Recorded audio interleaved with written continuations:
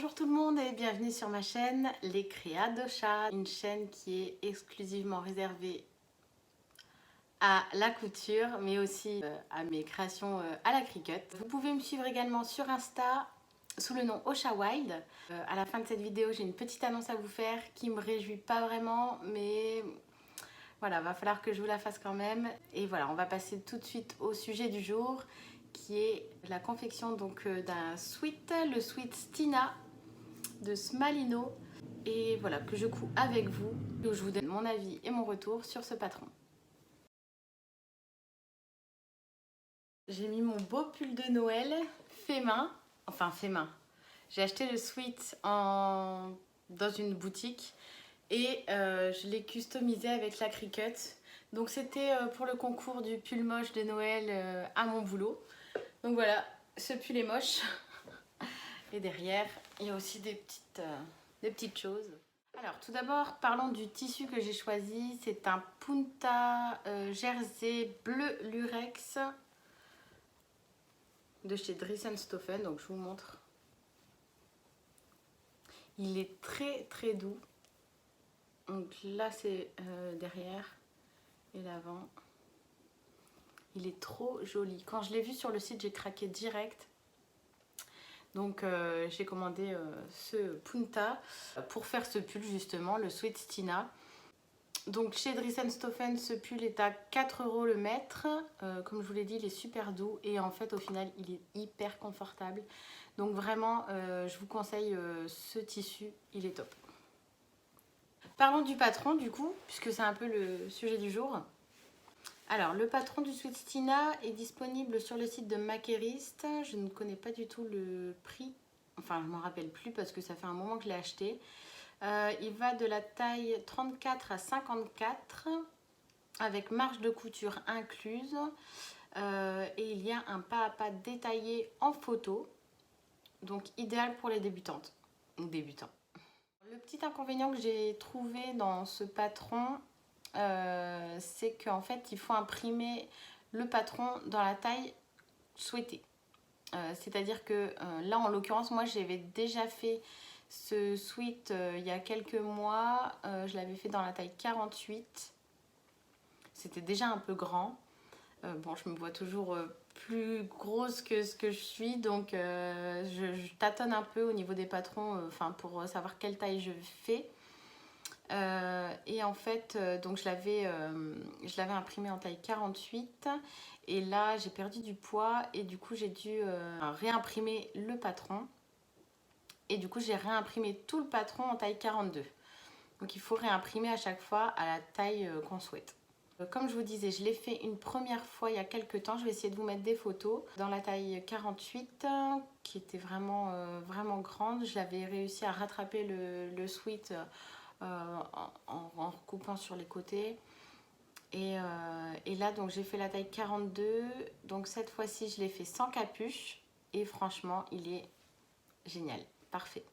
Au niveau de la cousette, j'ai pas rencontré de difficultés. Il est très facile à coudre, très facile à couper également. Voilà, donc je vais vous montrer déjà. Je vais vous montrer ce que ça donne. Donc voilà le sweat. Moi cette fois, donc la dernière fois, je vais vous mettre une photo aussi de ce que j'ai fait la dernière fois.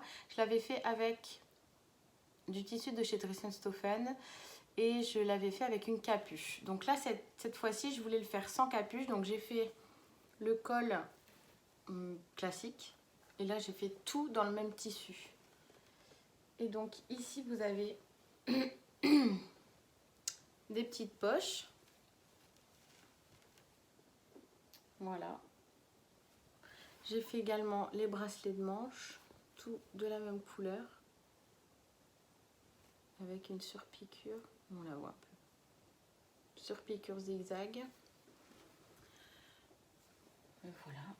Très facile à faire. Vous avez un devant, un dos. Vous avez un côté, une bande de côté ici. Les manches, le col. Les bracelets de manche et le bas. Je vous laisse tout de suite avec moi-même pour la confection.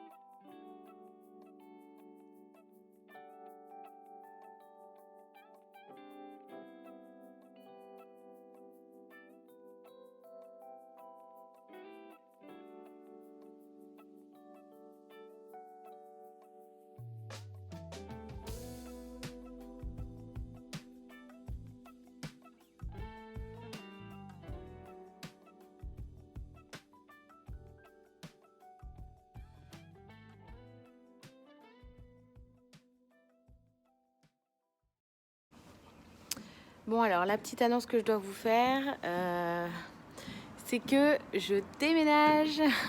Donc c'est une petite annonce qui est pour moi pas très réjouissante parce que du coup je vais devoir arrêter de coudre et de faire des vidéos pendant quelques temps, pendant quelques mois je pense, parce que on a acheté un gros bâtiment avec monsieur et voilà, on a beaucoup de travaux à faire.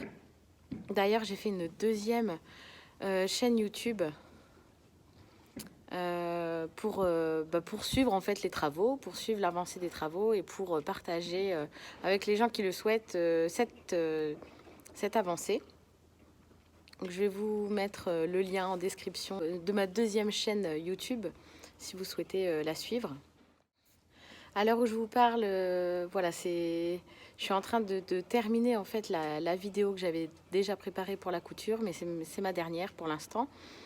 Donc à l'heure où je vous parle, je suis un peu fatiguée parce qu'on a déjà bien commencé les travaux. Et voilà.